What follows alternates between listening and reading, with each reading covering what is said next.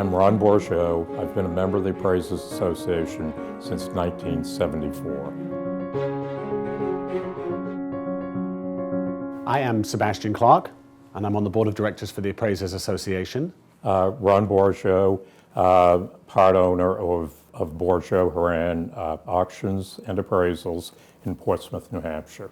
And so tell me, what motivated you to become a member of the Appraisers Association? And what do you see has changed since the old days, let's say, until now?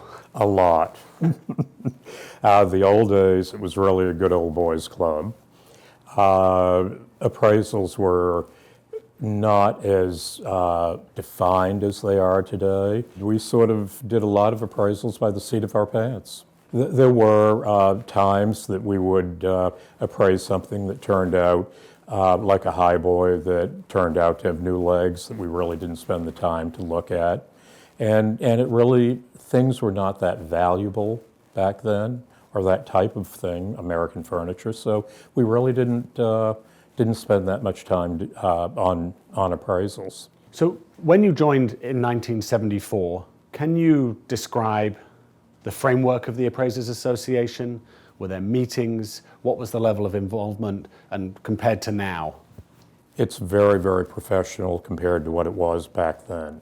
Back then we did, I exhibited at a lot of antique shows and attended a lot of auctions, and that's really where we met each other as members of the Appraisers Association. As you've seen the progression of the Appraisers Association, what have you been most pleased to see being added to the Appraisers Association? The annual conference, because it is so educational, it is so well done. There are so many different speakers, different topics, and I think it's very important for us old-timers to brush up as much as the younger appraisers to really learn. What advice would you give to somebody who is considering becoming an appraiser? Be cautious and work with an older appraiser for a while, even if you're not even getting paid for it and you're just running around with a tape measure. When I was 8 years old, I walked into an antique shop and said I wanted a job, and he was an auctioneer and did appraisals, and I was there with the tape measure at age 10. You should definitely learn the stories from the old timers, sort of the traps they've fallen into or that other appraisers have. With the internet today, you have to really understand the difference between the item that is the very, very best and all the rest of it. Because the item that is the very, very best will bring 20, 30, 40 times what the average piece will bring. And that, I think, is one of the hardest things for any of us, but particularly a new appraiser. What's the most interesting item you've appraised, or what's the most unusual item that you've appraised? Probably a piece of Lalique glass. It was one of the first 4 pieces that he made. It was a wonderful sea green perfume vial, and it had wonderful figures of sirens carved inside it. It was basically when he was more a jeweler and experimenting with glass. I was shown a table full of objects that they wanted appraisals on. There was a soup tureen that they thought was valuable. I eventually sold it at auction for $15, and the perfume vial brought almost $500,000. Oh my gosh. One of the most fascinating ones that I did, I was asked to appraise a ship painting that was being given to the Peabody Museum by President George Bush. Basically, I've specialized in American furniture, American folk art, and ship paintings. One thing in ship paintings you have to be very careful of, because the English were sending them over here after World War II, and they would take English ships and paint American flags on them and sell them through auction houses here in America as American ships when they really weren't. Today, with the sophistication of being able to research, people have found this out. As one of the finest American furniture specialists out there, could you give us an example where it's become evident quite quickly that what you're being presented is not what's being presented?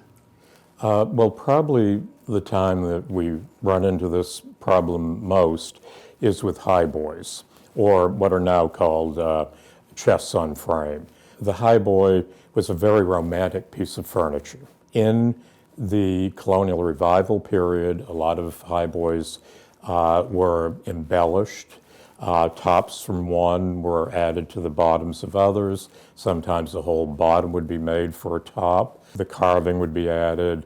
A lot of them were made as out-and-out fakes with blow torches and all sorts of other things. And so it's a form that one has to be very, very careful of. And it's usually the form that people think the most of. You've talked a lot about your mentor. What is one of the pieces of advice that sticks with you today that he gave you? Well, one of the most interesting stories I can tell you is, number one, he knew at my age I wasn't going to put him into a nursing home like his son might and take over his business. So he really taught me the business rather than the material so much. But back when I started, glass and china was very, very saleable. It was right after World War II. Everybody came home from the war. They got their GI loan for a house, and they would collect sandwich glass, or they'd collect cranberry glass or something. And we had a price guide called Warman's Price Guide to Antiques.